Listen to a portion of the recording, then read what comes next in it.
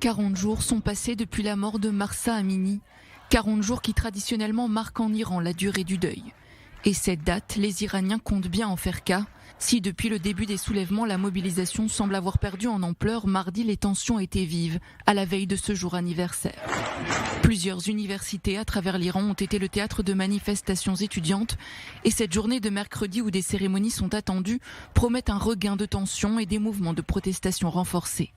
Des manifestations de grande ampleur sont prévues dans plusieurs régions, de quoi raviver le souffle de la révolte iranienne. Révolte dans laquelle certains observateurs voient germer les prémices d'une révolution. Un mois après ses débuts, l'actuelle contestation est déjà considérée comme la plus insolite et la plus dramatique qu'ait connue le pays depuis la révolution islamique de 79. Dans une école de Téhéran lundi, des élèves auraient été violentés par les forces de sécurité. Des vidéos montrant la répression policière publiées sur les réseaux sociaux ont provoqué de nouvelles manifestations ce mardi.